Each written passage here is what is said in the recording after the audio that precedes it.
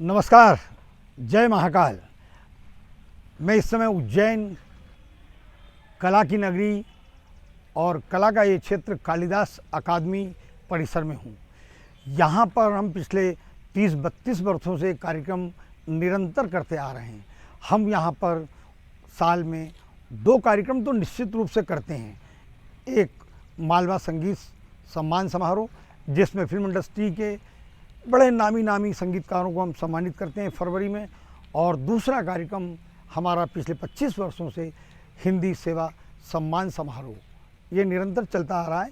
ये सितंबर के first week, मतलब पहले सप्ताह में जब हिंदी पखवाड़ा शुरू होता है, हम 3, 4, 5 तारीख को ये 2 दिवसीय करते हैं। एक दिन उज्जैन में, एक दिन इंदौर में।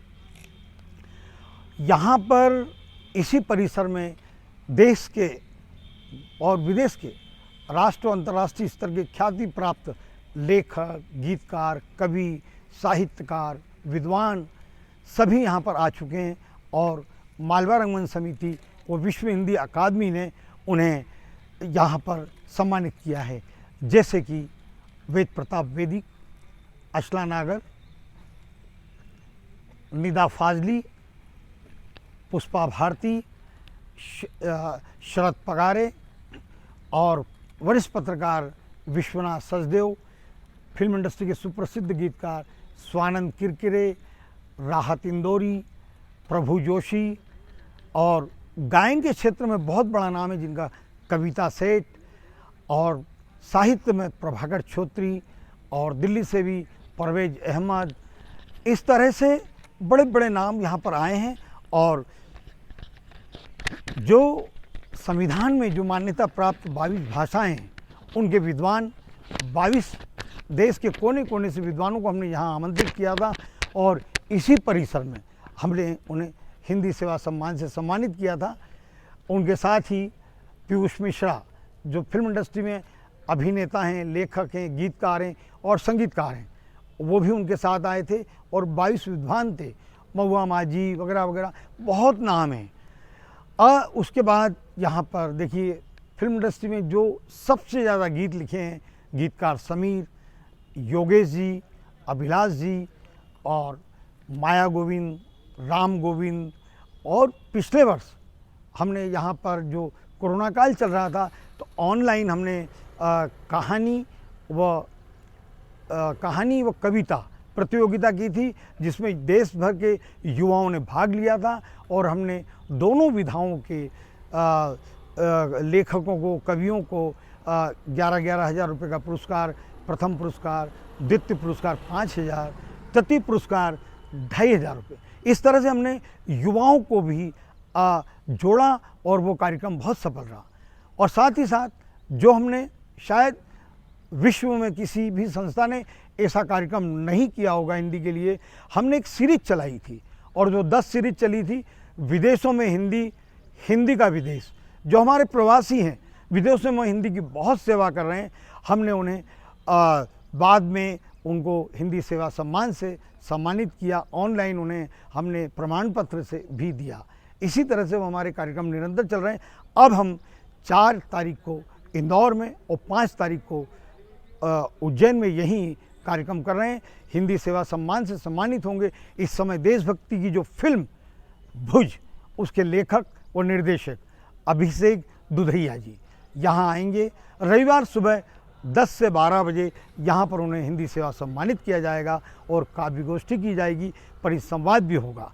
यहीं पर हिंदी के विद्वान डॉक्टर शैलेंद्र शर्मा, आचार्य शैलेंद्र पारासर, डॉक्टर पिलकेंद्र अरोरा और हमारे दिनेश जी, इन्हें भी हमने हिंदी सेवा सम्मान से सम्मानित किया है। और अब मैं आज हमारे फिल्म के इतिहास वक्ता और कला समीक्षक महेश अनुराग जी से निवेदन करूंगा। आइए महेश जी, धन्यवाद। हिंदी के लिए जो गीतकार हैं, हिंदी फिल्मों ने ही हिंदी को बढ़ाया है, हिंदी सिनेमा ने गीतों के माध्यम से हिंदी बहुत आगे बढ़ी है विश्व स्तर पर। आप कुछ गीतकारों के बारे में बताएं।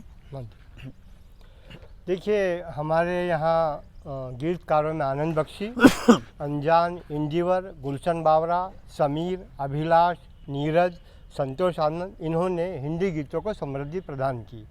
इसी के साथ भरत व्यास, नीरज और योगेश जैसे कुछ कवि मन के भी गीतकार आए जिन्होंने इतने सुंदर दार्शनिक गीत दिए हैं जिनका हिसाब नहीं। और भारतीय फिल्मों से जो हिंदी को समृद्धि मिली है, जैसे मैं एक उदाहरण देना चाहता हूँ।